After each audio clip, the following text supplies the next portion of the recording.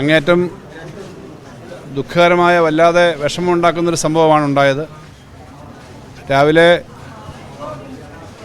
കുട്ടികൾ ബസ് കാത്തു നിൽക്കുന്ന സമയത്താണ്, കുട്ടികളും മറ്റുള്ളവരും എല്ലാം കുട്ടികളെ കൊണ്ട് ബസ് കയറ്റി വിടാനും വന്നവരുമൊക്കെയാണ്. ആ ജംഗ്ഷനിൽ ഇങ്ങനൊരു അപകടം ഉണ്ടാവുമെന്ന് ഒട്ടും പ്രതീക്ഷിച്ചതല്ല. ഇത്രയൊരു അപകടം ഉണ്ടായി. 3 പേര്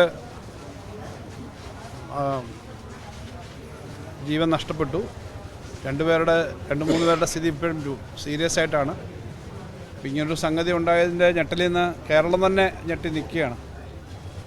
ഈ സംഭവം നിയമസഭയിൽ നിൽക്കുമ്പോൾ രാവിലെ അവിടെ വെച്ചാണ് ഞാൻ അറിയുന്നത്. ഏതായാലും ബഹുമാനപ്പെട്ട മുഖ്യമന്ത്രിയും ആഭ്യന്തരമന്ത്രിയും അതുപോലെ ആരോഗ്യമന്ത്രി ഉൾപ്പെടെയുള്ള ആളുകളോട് അപ്പം തന്നെ പറയുകയും സഭയിൽ തന്നെ ഇത് കാര്യം ഉന്നയിക്കുകയും ചെയ്തിരുന്നു. സഭ തുടങ്ങുന്ന സമയത്ത് പറഞ്ഞിട്ടാണ് അവിടെ നിന്നാണ് വരുന്നത്. അപ്പോൾ ഇന്നിപ്പോൾ മനസ്സിലാക്കുന്നത് ഒരാളുടെ ഇന്നിപ്പം അന്ത്യകർമ്മങ്ങൾ ഇന്ന് തന്നെ നടക്കും. 2 പേരുടെ നാളെ ഉള്ളൂ. അതിനകത്തൊരു കുഞ്ഞും അതുപോലെ തന്നെ ഹരിലാൽ എന്ന് പറയുന്ന അധ്യാപകനാണ്.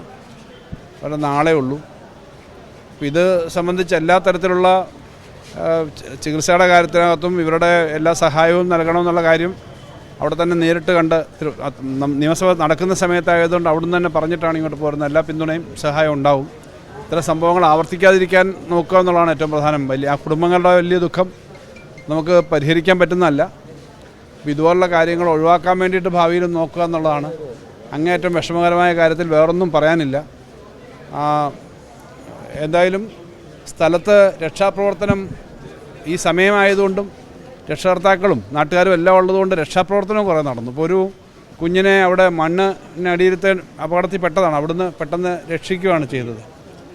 2-3 പേര് ഇവർ വണ്ടി വന്ന് കണ്ടിട്ട് ഓടി മാറിയത് കൊണ്ടാണ് അപകടത്തിൽപ്പെടാഞ്ഞത്. അപ്പോൾ ആളുകൾ നാട്ടുകാരും എല്ലാവരും ഉള്ളതുകൊണ്ടാണ് ഓടി വന്ന് രക്ഷപ്പെടുത്താൻ തന്നെ കഴിഞ്ഞത്. എന്തായാലും നമ്മളെ കൊട്ടാരക്കരയെ സംബന്ധിച്ചും ഈ നാടിനെ സംബന്ധിച്ചും വളരെ ദുഃഖമാണ്. കേരളത്തിൽ എല്ലാവരും ഈ ഞെട്ടലിൽ തന്നെയാണ് നിൽക്കുന്നത്. വേറൊന്നും സംബന്ധിച്ച് പറയാനില്ല. പിന്നെ ഞാൻ പറഞ്ഞാൽ നിയമപരമായ കാര്യങ്ങൾ നോക്കാം. ഇപ്പം നമ്മൾ ഈ കുട്ടികളുടെ ഇവരുടെ മരണമടഞ്ഞവരുടെ വേർപാടിലുള്ള ദുഃഖത്തിൽ പങ്കുചേരുന്നു, അനുശോചനം രേഖപ്പെടുത്തുന്നു. ആ കുടുംബങ്ങളുടെ വിഷമം നമുക്ക് പരിഹരിക്കാൻ കഴിയില്ലെങ്കിൽ എല്ലാ കാര്യത്തിലും നമ്മളെല്ലാവരും ഒരുമിച്ചുണ്ടാവുക എന്നുള്ളതാണ്. അതിനെല്ലാവരും ഒരുമിച്ച് തന്നെ ആ കാര്യത്തിനകത്തുണ്ടാവും. അതേസമയം മറ്റ് നിയമപരമായ പ്രശ്നങ്ങളൊക്കെ നോക്കുകയും ഒക്കെ ചെയ്യുന്നത് തൊട്ട് പിന്നാലെ നോക്കും.